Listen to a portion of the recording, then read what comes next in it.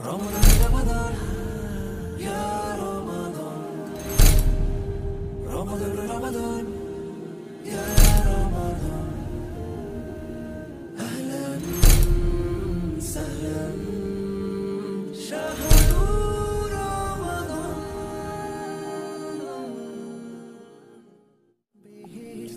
আসসালামু আলাইকুম ওয়া রাহমাতুল্লাহি ওয়া বারাকাতুহু। প্রিয় দেশবাসী, যুব সমাজ, সবাইকে মাহে রমজান উপলক্ষে ইসলামী যুব আন্দোলন বাংলাদেশের পক্ষ থেকে আন্তরিক শুভেচ্ছা অভিনন্দন জানাচ্ছি। প্রিয় দেশবাসী, রহমত, মাগফিরাত, নাজাতের বার্তা নিয়ে বছর ঘুরে আমাদের মাঝে আবারও সমাগত হয়েছেন মাহে রমজান। মাহে রমজান অত্যন্ত ফজিলতপূর্ণ একটি মাস, অত্যন্ত তাৎপর্যপূর্ণ একটি মাস। এই মাহে রমজান আমাদেরকে যে শিক্ষা দেয়, এই মাহে রমজান যে বার্তা আমাদের জন্য নিয়ে এসেছে, মাগফিরাত, নাজাতের বার্তা নিয়ে আমাদের সামনে হাজির হয়েছেন। মাহে রমজান আমাদেরকে আত্মশুদ্ধি করার জন্য বার্তা দেয়। মাহে রমজান আমাদেরকে তাকওয়া অর্জন করার বার্তা দেয়। এই রমজানে বেশি বেশি আমাদেরকে নফল ইবাদত করতে হবে। এই রমজান আমাদেরকে বেশি বেশি কোরআন তেলাওয়াত করতে হবে, তাফসীর অধ্যয়ন করতে হবে, বিষয়ভিত্তিক আয়াত হাদিস মুখস্থ করেন, রাসূলুল্লাহ সাল্লাল্লাহু আলাইহি সাল্লাম সিরাত অধ্যয়ন, বুজুর্গানে দ্বীনের কিতাব অধ্যয়ন, এবং পাশাপাশি বেশি বেশি জিকির আজকারের মধ্যে নির্ভর থাকা, বেশি বেশি করে ইতিকাফের নিয়তে মসজিদে অবস্থান করা এবং শেষ 10 দিন রমজানের ইতিকাফের নিয়ত করা। পাশাপাশি আমরা এই রমজান থেকে যে শিক্ষা পাই, যে রমজান আমাদেরকে আত্মশুদ্ধি, তাকওয়া অর্জন করার জন্য যে বার্তা দিয়েছেন, এই বার্তাটুকু আমরা এখান থেকে অর্জন করে আগামী যে সময়টুকু আছে, আগামী রমজান পর্যন্ত, ওই পুরো সময়টুকু আমি আমার তাকওয়া এবং আমার আত্মশুদ্ধি যে অর্জন করলাম, সেই অনুযায়ী আমি আমার নিজেকে পরিচালনা করব, নিজেকে আমি যে সমাজ, নিজের পরিবার, নিজের রাষ্ট্রকে পরিচালনা করব, সেই দৃঢ় প্রত্যয় এখান থেকে নেওয়ার অঙ্গীকার ব্যক্ত করার জন্য এই মাহে রমজান আমাদের সামনে এসেছে।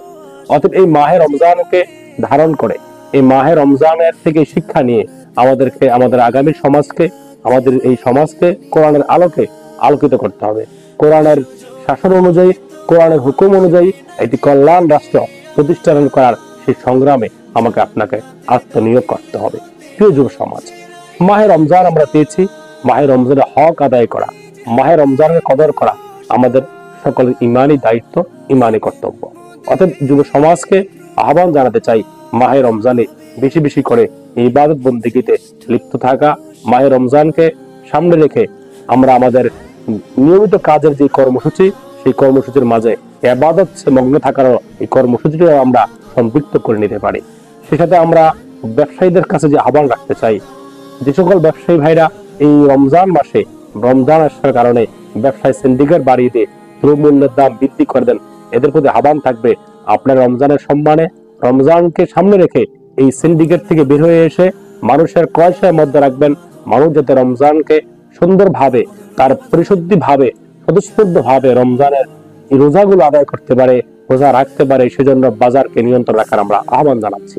সে সাথে আমরা আহ্বান জানাতে চাই, বিশেষ করে অনলাইন যে কন্টেন্ট গুলো তৈরি হয়, বিভিন্ন অশ্লীল কন্টেন্ট, অশ্লীল গান বাজনা যেগুলো আছে, এই বিষয়গুলোকে রমজান মাস সামনে রেখে রমজানের সম্মানে আমরা অশ্লীল কন্টেন্ট, অশ্লীল সকল প্রকার পাপাচার থেকে আমরা দূরে থাকবো।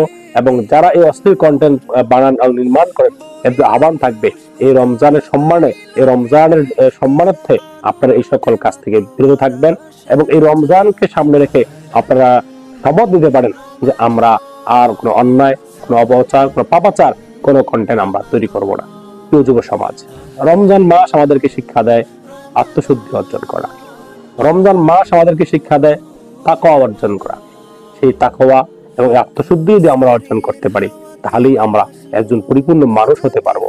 আর একজন পরিপূর্ণ মানুষ যখন আমরা হব, তখন আমাদের দ্বারা সমাজ, রাষ্ট্র, সমাজের প্রতিটি সেক্টর মানুষ নিরাপদ থাকবে, দেশ নিরাপদ থাকবে, দেশের সম্পদ নিরাপদ থাকবে। অর্থাৎ আদর্শ মানুষ হওয়ার জন্য আত্মশুদ্ধি অর্জন করতে হবে, তাকওয়া অর্জন করতে হবে, পরহেজগারিতা অর্জন করতে হবে। আসুন এই রমজান মাসকে আমরা কাজে লাগিয়ে তাকওয়া অর্জন করি, পরহেজগারিতা অর্জন করি, আত্মশুদ্ধি অর্জন করি। আল্লাহ সুবহানাহু ওয়া তাআলা আমাদের সকলকে বেশি বেশি কোরআন তেলাওয়াত করার, আমাদেরকে বেশি বেশি নফল ইবাদত করার, রোজার হক আদায় করে রমজান মাস প্রতিহিত করার তৌফিক দান করুক। আসসালামু আলাইকুম ওয়া রাহমাতুল্লাহি ওয়া বারাকাতুহু।